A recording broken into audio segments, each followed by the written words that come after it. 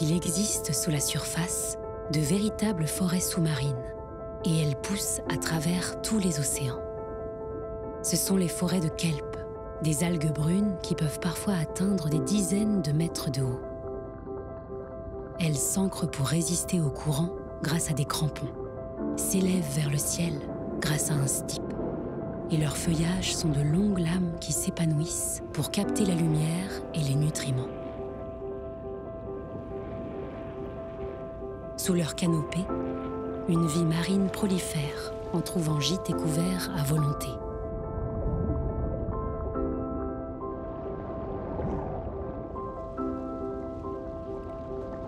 Et si je vous disais que ces forêts existent sur les côtes de France métropolitaine? Ici, on les appelle laminaires, et ce sont les plus grandes forêts sous-marines d'Europe. Elles sont le lieu de reproduction et de nurserie d'une vaste vie marine. Mais depuis plusieurs années, l'association Estuaires Loire-Vilaine observe que ces forêts régressent régulièrement. Leur densité diminue et à certains endroits, elles disparaissent. Pollution chimique, augmentation de la turbidité, les activités humaines créent un déséquilibre, laissant des zones nues avec une biodiversité marine plus faible. En fait, on avait compris que, en voyant nous les fonds marins depuis des années, que les laminaires disparaissaient. On ne savait pas trop pourquoi. On a fait un projet scientifique qui a montré effectivement que les laminaires d'abord étaient importants, que c'était un marqueur, un indicateur de la qualité biologique des masses d'eau. Mais nous, on s'apercevait qu'elles disparaissaient. On a fait des cartes des fonds marins où on s'aperçoit que tous les 4-5 ans, il y en a 10% de moins. Et à partir de là, on a eu l'idée de se dire, bon, on va essayer de réimplanter les laminaires. Les laminaires, c'est comme les forêts à terre, c'est-à-dire qu'elles captent du CO2, elles produisent énormément d'oxygène, et il y a 1 millier d'espèces qui vivent dans ces laminaires. Donc c'est essentiel. Comprendre et atténuer les menaces qui pèsent sur ces forêts reste crucial pour l'association. Cependant, une idée folle germe pour ne pas rester de simples spectateurs passifs de leur disparition. Faire pousser des laminaires sur différents supports pour essayer ensuite de restaurer des forêts en mer. Une première expérimentation en France pour vérifier l'efficacité de cette méthode. Pourquoi finalement un projet qui va durer 3 années? La première année, c'est la reproduction, la réimplantation, trouver les techniques les plus adaptées. 2, il faut effectivement savoir ce qui va se passer. Est-ce que ces laminaires vont rester en place? Est-ce que les galets vont être déplacés, ainsi que les cornes? Qu'est-ce qui marche bien ou pas? Et aussi, il y a un état initial qui est fait avant l'expérimentation pour dire voilà ce qui existe dans le milieu. Le site de replantation est situé dans la baie du Pouliguen, au large de la Baule et à proximité de l'îlot des Évins. 600 mètres carrés de la zone ont été sélectionnés pour leurs nombreux reliefs rocheux, particulièrement favorables aux laminaires. Le but, en fait, aujourd'hui, par rapport à notre objectif qui est de restaurer ce milieu où il y avait des laminaires qui ont disparu, le but, c'est aujourd'hui de faire un inventaire initial, c'est-à-dire voir tout ce qu'il y a avant qu'on modifie, dans le bon sens, positivement, ce milieu. Donc là, c'est une première approche où on va juste regarder le site, vérifier que le secteur correspond bien à la zone d'implantation des laminaires, et puis regarder si le protocole est applicable. Après, il faut donc être un plongeur suffisamment expérimenté pour pouvoir s'affranchir de tout ce qui est les conditions de plongée. Notre attention est complètement concentrée sur les espèces qu'il faut qu'on détermine et qu'on compte. Donc ça peut être presque une 50aine d'algues potentielles sur ce secteur et puis une 50aine aussi d'espèces faunistiques, que ce soit aussi bien des cnidaires, des bryozoaires, des hydraires, des éponges. Voilà, on a toutes sortes de faunes qu'on va comptabiliser et qu'il faut réussir à reconnaître.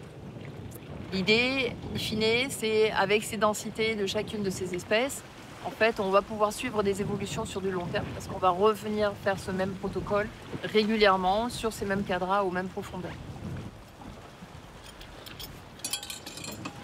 L'équipe en profite pour chercher les meilleurs endroits d'implantation des futurs laminaires, grâce à des galets tests. Il s'agit de voir si ces galets ne vont pas se retourner et rouler durant les premières tempêtes hivernales. empêchant les jeunes algues de rester fixées et grandir.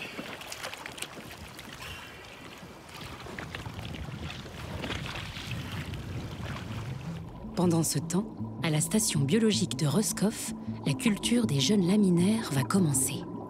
Des algues en taille de se reproduire ont été prélevées en mer dans des forêts en bonne santé. Ce sont des Laminaria hyperborea. Et les scientifiques de la station les scrutent maintenant à la recherche d'un signe très précis.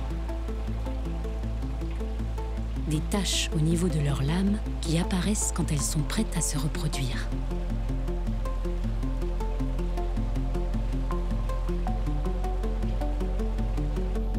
Ce sont les cellules reproductrices des laminaires qui sont prélevées et mises sous microscope.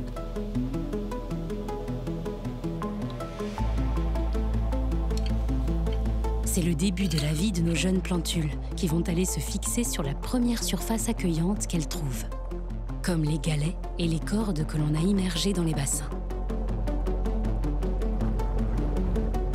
En mer, c'est une partie critique de leur vie, comme elles peuvent se fixer sur une surface propice ou non à leur croissance.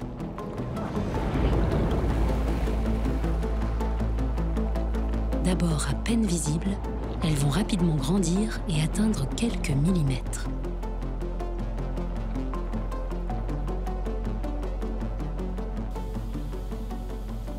L'énergie déployée pour ce projet est considérable. Et pour les chercheurs, la question de comment restaurer les milieux naturels de façon optimale est cruciale. Aujourd'hui, dans le monde, il y a plusieurs tentatives en fait, de restauration d'habitats de laminaires. Et on a quelques exemples de réussite, notamment dans une baie en Australie, à Sydney, où c'était sous l'effet en fait, de pollution marine que des algues de type laminaire avaient décliné. Et quand les stations d'épuration ont été révisées donc, autour de Sydney, la qualité de l'eau s'est améliorée, mais les algues ne revenaient pas. Et en fait, il a fallu transplanter en fait, des algues de zones adjacentes pour pouvoir montrer en fait, que ces algues, elles ne pouvaient simplement pas revenir parce qu'il n'y avait pas de diffusion de propagules, de semences en fait, de ces algues-là, mais qu'en réintroduisant des individus qui sont redevenus fertiles, ils ont permis de recoloniser toute la zone qui avait été détruite par la pollution. C'est le premier projet vraiment de démonstration qui va être fait sur de la réimplantation de plantules de laminaires avec la technique qu'on dit du green gravel. Il a fallu l'énergie de l'association Restaure la Vilaine. Ils ont réussi à convaincre à la fois leurs financeurs, l'Agence de l'eau Loire-Bretagne, mais aussi l'Office français de la biodiversité, que ça valait le coup de faire cette démonstration-là et que s'il n'y avait pas de démonstration et de réelle expérimentation, on n'y arriverait pas à démontrer que ces solutions seront des solutions pour demain. Finalement, le grand jour arrive. Après plusieurs mois, les jeunes plantules sont suffisamment grandes pour être réimplantées. Il va y en avoir beaucoup plus qu'il y en aurait dans la nature, mais l'enjeu est un peu là. C'est-à-dire que si on veut restaurer à terre les habitats marins, l'idée que l'on a, c'est de se dire, mais si on en met beaucoup sur un petit espace, elles vont se reproduire dans 2 ou 3 ans, essaimer un peu partout autour, plutôt que de refaire cette expérimentation sur des hectares, ce qui est un peu coûteux, qui prend beaucoup de temps. Au niveau réussite, on ne sait pas trop. C'est près de 500 kilos de galets et 200 mètres de cordes recouverts de plantules qui vont voyager jusqu'au site de restauration.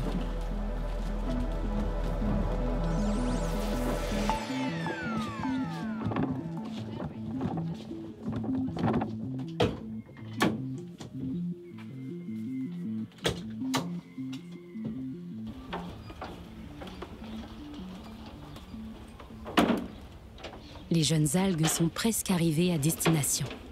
Et jusqu'au dernier moment, l'équipe s'assure de leur éviter au maximum les chocs thermiques et la déshydratation. Les conditions météorologiques sont idéales pour l'implantation, avec un faible débit de la Loire, ce qui devrait permettre une bonne visibilité sous la surface.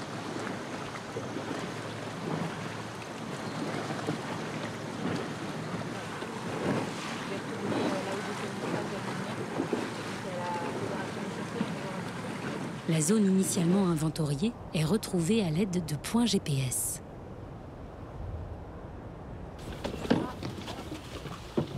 Passe-la moi, Olivier, passe à l'arrière. Pose-la sur les caisses bleues. Et c'est avec une certaine émotion que les premières caisses disparaissent sous la surface.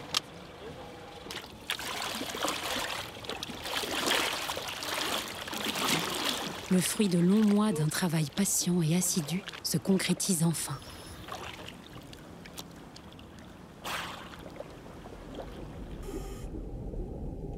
Pierre par pierre, corde par corde, les plantules sont déposées dans la zone de restauration.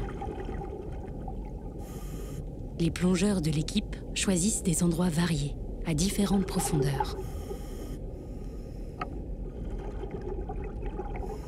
Les galets sont positionnés dans les endroits les plus stables possibles, comme des creux ou des failles, tandis que les cordes sont enroulées autour des rochers.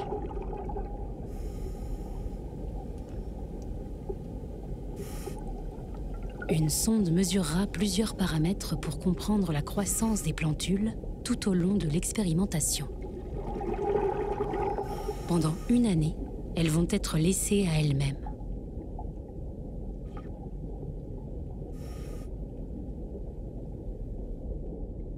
L'idée, c'est l'espèce qui a été réintroduite, c'est Laminaria hyperborea, donc c'est une algue pérenne qui va vivre en 14-16 ans et qui va finir d'avoir toute sa croissance au bout de 4 ans. Donc là déjà, on a installé, on avait déjà quelques algues qui restaient, mais de manière très éparse.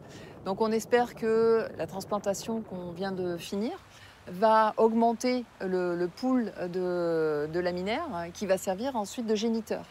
Et donc on va se retrouver avec beaucoup de géniteurs qui vont arriver dans 1 an, 2 ans, et qui vont pouvoir se reproduire et qui vont favoriser la fixation des jeunes plantules, et donc recouvrir de manière beaucoup plus importante ces rochers, jusqu'à peut-être récupérer les forêts de laminaires qu'on avait il y a plusieurs années.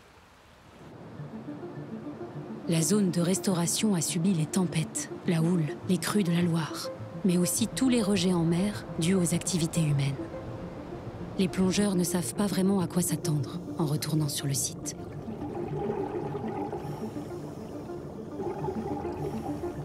C'est une véritable forêt tout entière qui a poussé, en une année seulement. Mais ce n'est pas l'espèce choisie pour l'expérimentation. C'est une laminaire appelée Saccharisa polychides. Saisonnière, elle pousse d'1 mètre en quelques mois et vit une année avant de se faire arracher par les tempêtes hivernales.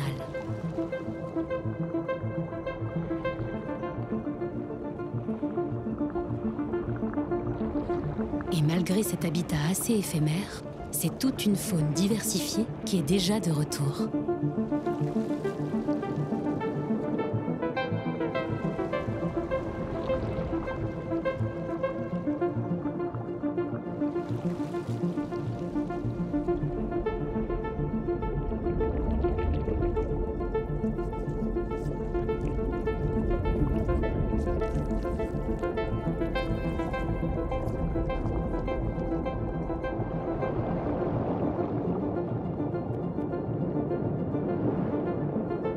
Mais depuis la surface, une tache différente se dessine au milieu de la forêt de Saccharis.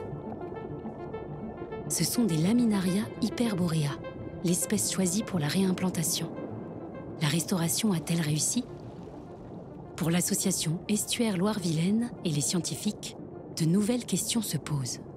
Les jeunes plantules parviendront-elles à se reproduire? Quelles seront les conséquences de l'augmentation de la température de l'eau? La forêt récupérera-t-elle la vie diversifiée qu'elle abritait avant? Chaque galet posé, chaque plantule installée est un pari sur l'avenir. Restaurer une forêt sous-marine demande du temps, de la persévérance et une bonne dose d'humilité face à la mer.